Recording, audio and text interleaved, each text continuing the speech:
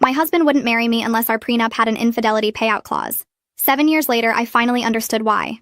I woke up and couldn't remember my first language.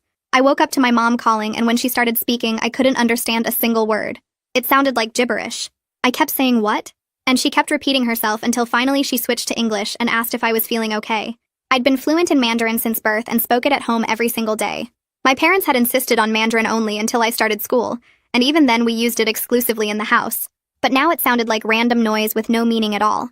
Not even familiar noise like when you hear a language you recognize but don't speak. This was nothing. I tried to respond in Mandarin to tell her something was wrong, but my mouth couldn't form the words. I knew I should know them, but reaching for them was like grabbing at smoke. I tried to say simple things like hello or mom, but I couldn't remember how. My tongue felt clumsy and wrong, like I'd never made those sounds before. At work, I was supposed to lead a presentation for our Beijing clients who didn't speak English. I stood there in the conference room while they waited on the video call, and I couldn't read my own slides. The characters looked like abstract art with no meaning. My boss had to take over while I pretended to have a migraine, and the deal fell through because he couldn't answer their technical questions. I went to the emergency room thinking I'd had a stroke. The doctor ran tests and scans, but everything came back normal. She asked me to try writing in Mandarin, and I couldn't even hold the pen correctly for the strokes. She brought in a translator who spoke to me slowly and clearly, but it might as well have been ancient Sumerian. The translator said my blank stare was unsettling. My dad flew in from California because he didn't believe what my mom was telling him.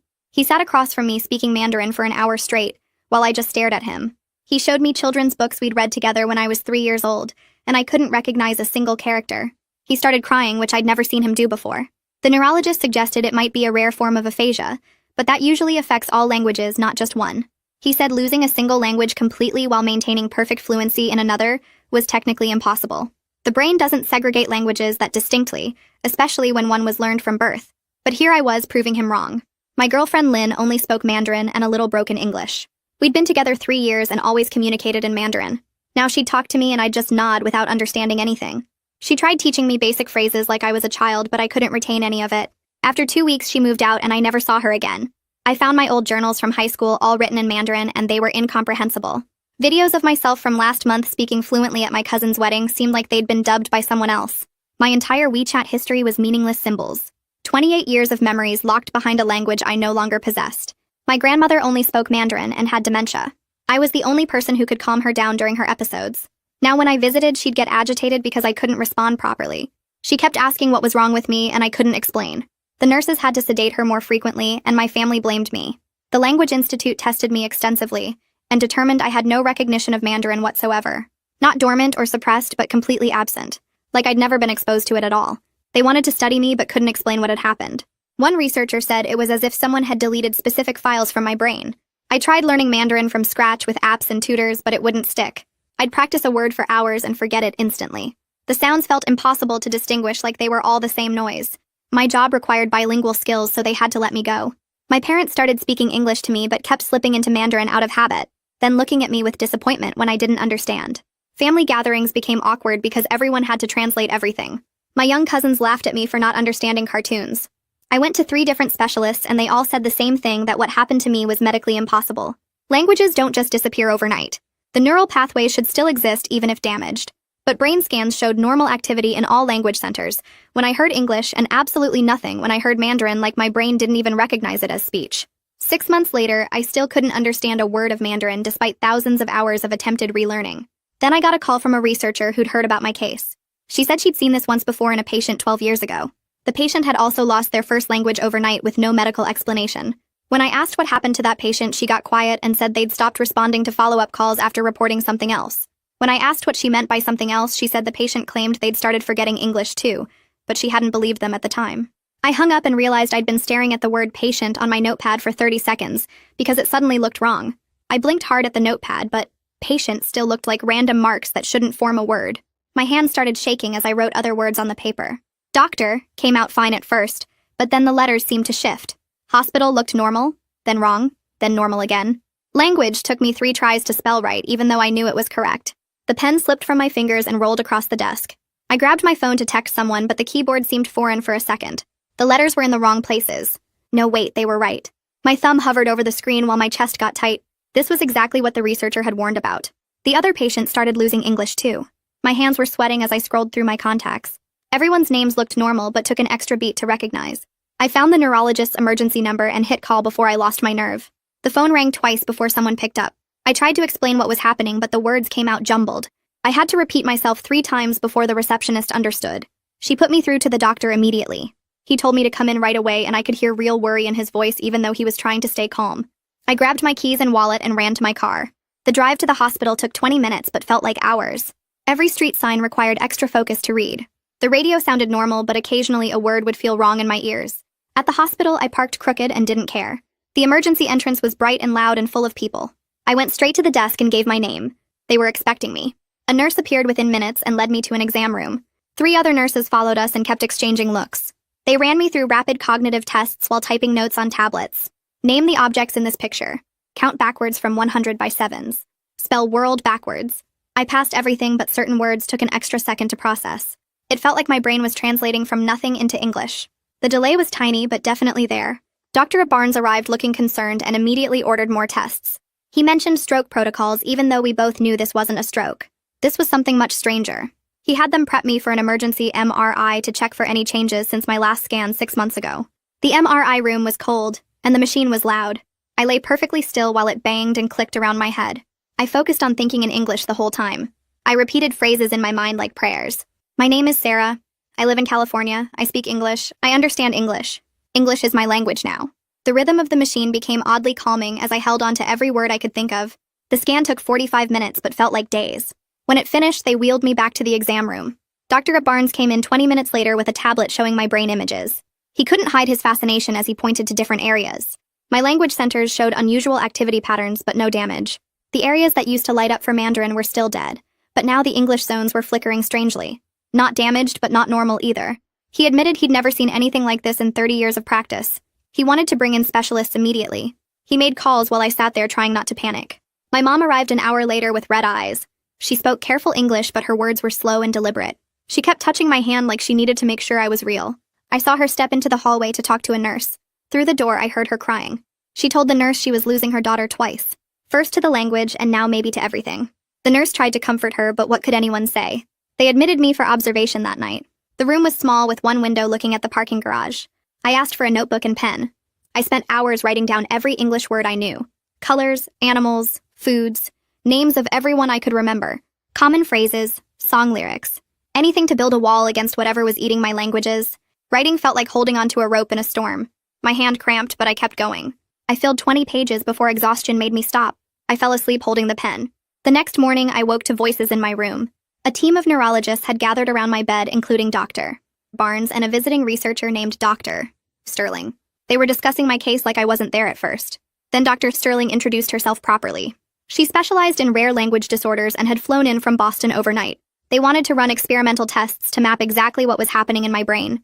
They needed to understand the mechanism before it got worse, before I lost everything. Dr. Sterling pulled up a chair next to my bed and opened her tablet to show me charts and brain scans from her research files. She'd been tracking cases like mine for 10 years, and I was only the 3rd person she'd found with this exact condition. The other 2 patients took different amounts of time to stabilize, with one needing several years before their remaining language stopped showing signs of degradation.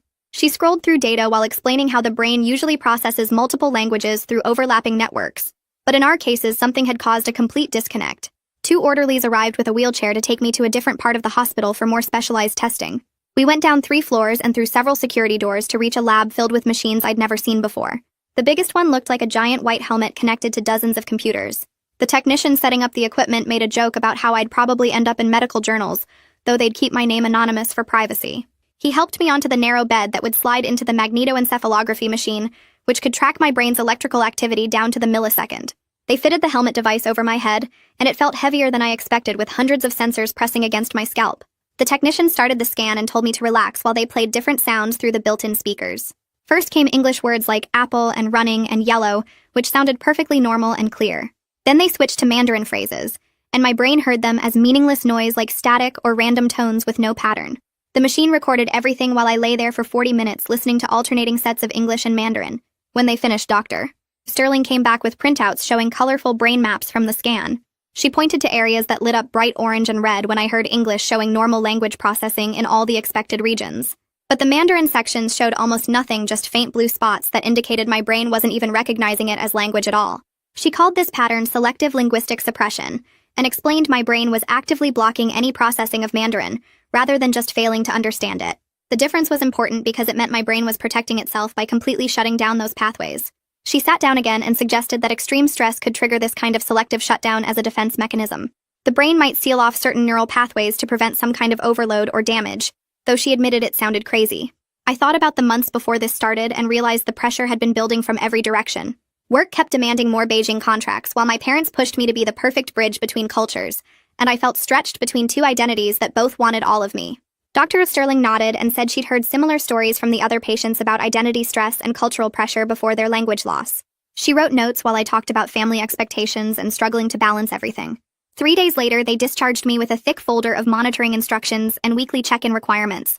They'd also scheduled appointments with someone named Joy Webster, who specialized in unusual language disorders, though I didn't see how therapy could help when my brain literally wouldn't recognize Mandarin existed. The taxi ride home felt strange knowing I was going back to an apartment full of reminders of my bilingual life. I found sticky notes I'd put up just yesterday with Mandarin labels on the refrigerator and cabinets and doors. The characters looked like random scribbles now with no more meaning than a child's drawing. I pulled them all down one by one, feeling like I was erasing the proof that I'd ever been able to read them. My hands shook as I crumpled each note and threw them in the trash. The next week, Joy Webster's office was in a medical building downtown on the 4th floor. She had certificates covering one wall and shelves full of language books in dozens of scripts I couldn't identify. She started by having me look at pictures while she played different sounds to map which pathways still worked, and which were completely gone. She showed me photos of common objects while playing their names in Mandarin, but my brain showed no recognition at all. Then she tried something different, and played recordings of my parents speaking Mandarin without showing their faces. I couldn't understand the words, but somehow I knew it was them, just from the rhythm and tone of their voices. Joy got excited and said this meant some non-linguistic connections remained even if the language processing was blocked. She pulled out recordings of Mandarin songs and had me tap along to the rhythm which I could follow perfectly, even though the words meant nothing. Her theory was that we might rebuild some connections using these non-linguistic cues like music and rhythm and tone. It seemed desperate and probably pointless, but I was willing to try anything that might open even the smallest door back to understanding my parents and grandmother again. 2 days after that session with Joy, my phone rang while I was making breakfast, and Dad's name showed up on the screen. I picked up and heard him speaking English, which felt wrong because we'd never had a phone conversation in English before. His voice sounded different, speaking my second language like he was older or tired or both. He told me he'd been practicing his English pronunciation with an app because he wanted our conversations to feel more natural for me. I could hear papers rustling in the background, and then he cleared his throat and mentioned grandmother had gotten worse at the care facility. The nurses were calling him daily now because she'd started hitting them during her confused episodes, and they couldn't calm her down. She kept asking for me in Mandarin and getting angry when I wasn't there to help. The guilt hit me hard as I stood there holding my coffee mug and listening to him describe how they'd had to increase her medication. He said the facility was threatening to transfer her to a more secure unit if the violence continued. I told him I'd try visiting again even though we both knew it wouldn't help since I couldn't understand or respond to her anymore.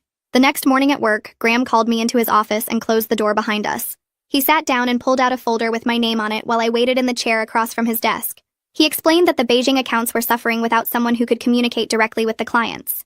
I nodded and offered to help transition my projects to whoever would be taking over my role. He surprised me by sliding a different paper across the desk that showed a reorganization chart with my name under the English-only technical division. He said my knowledge of our systems was too valuable to lose just because I couldn't speak Mandarin anymore. The position paid less, but at least I'd still have a job and health insurance. I signed the transfer paperwork right there, and he shook my hand before I left his office. That night I couldn't sleep and kept having dreams where people were speaking to me, but I couldn't tell what language it was. I woke up at 3 in the morning with tears on my face and this deep feeling of loss, but no memory of the actual dream words. Requested Reds is on Spotify now. Check out link in the description or comments. The sensation was like trying to hold water in my hands while it all leaked through my fingers. I wrote down what I could remember in my journal, but it was just emotions without any linguistic content. 3 weeks into working with Joy, we tried a new approach where she'd play Mandarin sounds while I touched different textures. She had me run my fingers over sandpaper while listening to rising tones and silk fabric for falling ones. My brain fought against making any connections, like trying to force the wrong poles of magnets together. She'd play a simple word like ma and have me trace patterns in sand, but nothing would stick. After each session, I'd leave with a headache from the mental effort of trying to force my brain to recognize something it insisted didn't exist. Joy stayed patient and kept adjusting her methods, but I could see the frustration in her notes. One Thursday evening, Renata Sterling called while I was cooking dinner and said she'd found something interesting in old medical journals. She'd discovered a 4th case from 1987 in Germany, where a woman lost her native Russian overnight. That patient had partially recovered after 2 years, though she never got back to full fluency. Sterling explained that the woman could eventually understand basic conversations but couldn't speak or write properly. She invited me to join her research study at the University Medical Center, which would involve intensive monitoring and some experimental treatments. I agreed immediately because even partial recovery sounded better than this complete blank nothing. The study intake appointment lasted 8 hours and left me exhausted. They ran cognitive tests where I had to sort cards and solve puzzles while electrodes monitored my brain activity. A psychologist asked detailed questions about my childhood and family dynamics, and any trauma I might have experienced. They wanted to know about stress levels before the language loss, and whether I'd had any head injuries, even minor ones. The research team took blood samples and did genetic testing looking for any markers that might explain why some brains could just delete a language. They had me write my entire life history, focusing on anything unusual or stressful around language learning. Sterling's team compared my results with the other 3 cases, looking for patterns in age or stress or family history or anything that might connect us. By the end of the day, my head was pounding and my hand was cramped from writing, but Sterling seemed excited about the data. She said I was their most cooperative subject since the others had been studied years after their language loss. Mom started leaving me voicemails in English, but her accent made every word sound heavy with sadness. She'd say things like talking to me in English felt like speaking to a stranger who was wearing her daughter's face. Sometimes she'd slip into Mandarin halfway through the message and then catch herself and apologize in English. I saved all the messages, even the ones I couldn't understand, because her voice still sounded like home even if the words meant nothing. The next fMRI session at the medical center took 3 hours, and Sterling watched the monitors while they played different recordings through my headphones. First came English words and my brain lit up normally on the screens, but when they switched to Mandarin, the technician pointed at something on the display, and Sterling leaned forward to study it closer. My amygdala was going crazy with activity, even though I couldn't understand a single word they were playing.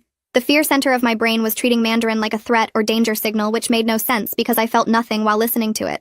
Sterling ran the test again with different Mandarin samples and got the same result every time, with my brain showing massive stress responses to sounds that meant nothing to me consciously. After the scan, she sat me down in her office and asked detailed questions about any trauma connected to the language, like maybe something bad that happened while people were speaking Mandarin around me. I thought hard, but could only remember normal stuff like getting scolded for bad grades or arguing with my parents about curfews, which wasn't real trauma, just regular family life. She took notes and said sometimes the brain protects us from things we don't even remember consciously, and maybe that's what was happening here.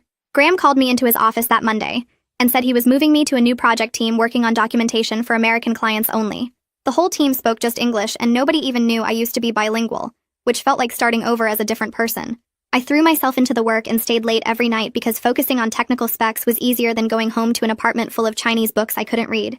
Joy tried something new in our next session where she played Mandarin tones while showing me colored cards and having me touch different textures like sandpaper or silk. She said we were trying to build new pathways by connecting the sounds to other senses, since the language pathway was completely blocked. After weeks of practice, I could finally tell when a tone went up versus down, even though the sound still carried no meaning at all. It was like recognizing musical notes without understanding the song, but Joy said it was progress. I spent an afternoon at my apartment recording myself saying simple English phrases into my phone for grandmother. Things like, "It's okay, and you're safe, and I'm here with you," even though I wouldn't actually be there when the nurses played them. Mom helped me think of what grandmother needed to hear most, and we made 20 different recordings that the care facility could use during her bad episodes. The nurses said they'd try playing them next time she got agitated, though we didn't know if hearing my voice without me being there would help or make things worse. Sunday dinner at my parents' house became this weird, careful dance where everyone spoke English, even my aunts and uncles who weren't comfortable with it. My little cousins kept whispering to each other in Mandarin and shooting looks at me like I was some broken toy they weren't allowed to play with anymore. Mom would catch them and make them switch to English, but I could see them rolling their eyes. 6 weeks into Sterling's study, she called me in to share what they'd found so far comparing all 4 cases. Every single person had the same pattern with sudden complete loss overnight and no gradual decline beforehand or after. Most importantly, the condition seemed stable rather than getting worse over time, which meant it probably wouldn't spread to other languages. She showed me charts and brain scans from the other patients, and they all looked exactly like mine with that weird amygdala response to their lost language. The relief hit me so hard I actually started shaking, because I'd been terrified of losing English too, and ending up completely without language at all. Sterling said I should still come in for monitoring every month, but she was confident English would stay intact based on the other cases who'd been stable for years. That night, I tried texting Lynn through a translation app, typing in English and having it convert to Chinese characters before sending. The app showed delivered, but she never responded, and I stared at my phone for hours, waiting for those 3 dots that never appeared. A mutual friend told me a week later that Lynn was seeing someone new, and they'd moved in together already. She said Lynn seemed happy with someone who could actually understand her completely without needing apps or translations. The research team published their preliminary findings in a neurology journal with me listed as patient C alongside the others. Reading about myself in clinical terms felt weird, like looking at my life through a microscope. They described my case as complete selective aphasia, with preservation of secondary language, and noted the unusual amygdala activation pattern during exposure to the lost language. The paper said more research was needed to understand the mechanism, but their working theory involved the brain creating a protective barrier against specific linguistic input, possibly triggered by psychological factors they hadn't identified yet. Joy called me the next morning and said we needed to change our approach completely since the recovery methods weren't working after months of trying. She had me come in that afternoon and showed me new exercises focused on accepting the loss rather than fighting it. We started with simple recognition drills where she'd play recordings of different Mandarin speakers showing various emotions without trying to understand the words themselves. I sat there listening to angry voices, sad voices, scared voices, and slowly started picking up the patterns in tone and rhythm, even though the words meant nothing. She had me close my eyes and just focus on the emotional energy behind the sounds, rather than trying to decode meaning that wasn't there anymore. After 2 weeks of this new approach, I could tell when someone speaking Mandarin was upset versus calm, though I still couldn't respond or understand any actual words. The breakthrough came when I visited grandmother and heard her speaking to the nurse in that high, tight voice she used when scared. I couldn't understand what she was saying, but I knew she was frightened and grabbed her hand, which seemed to help even though I couldn't say anything back. The nurse looked surprised when I correctly identified that grandmother needed her anxiety medication based purely on her tone.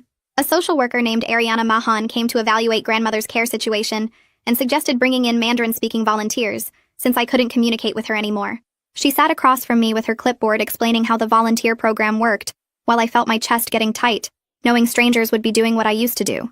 Ariana said she understood it was hard, but grandmother's needs had to come first, and she was right, even though it hurt to admit. The volunteers started the following Tuesday. 2 women from the local Chinese community center who came twice a week for 3-hour shifts. They sat with grandmother speaking Mandarin, reading to her, playing old Chinese songs on their phones, all the things I used to do before my brain deleted that part of me.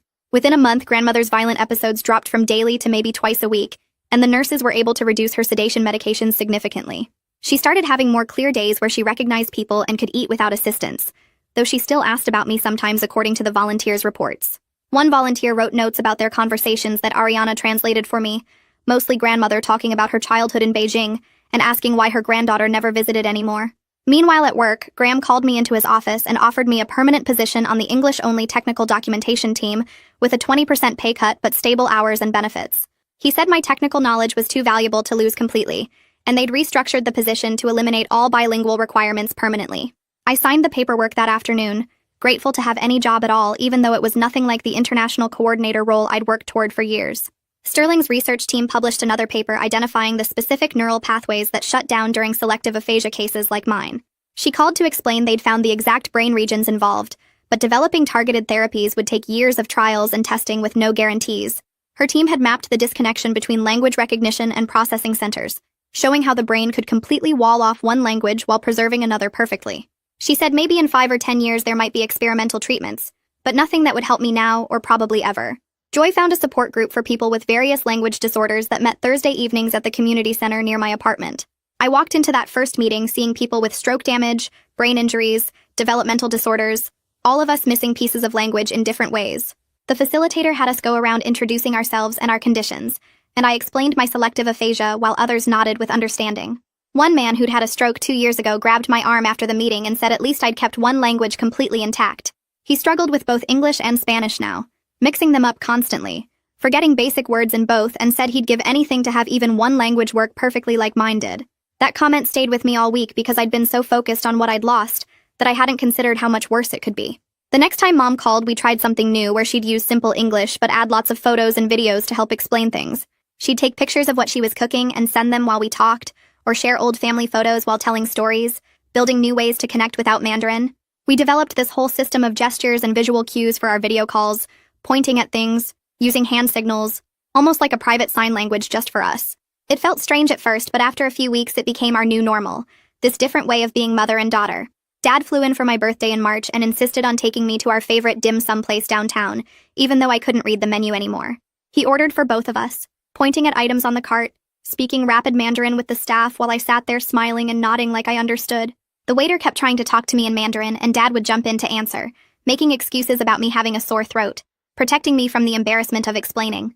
We ate in mostly silence, him occasionally pointing at dishes and saying their English names, both of us pretending this was normal and not completely heartbreaking. Joy had me close my eyes during our next session while she played recordings of different people speaking Mandarin. I pointed when I heard Mom's voice even though the words meant nothing. Then Dad's voice came through the speakers and I raised my hand immediately. Joy played strangers speaking the same phrases and I shook my head each time. She showed me the data on her laptop where she'd tracked my accuracy at 92% for family voices versus random speakers. My brain still recognized the unique patterns of how my parents spoke, even if the meaning was gone. We tried it with Lynn's old voicemails and I could pick her voice out from other women every single time. Joy said this was huge because it proved some neural pathways for Mandarin were still firing, just not the ones for comprehension. The research study sent their first payment that week, and it was enough to cover the gap from my reduced salary.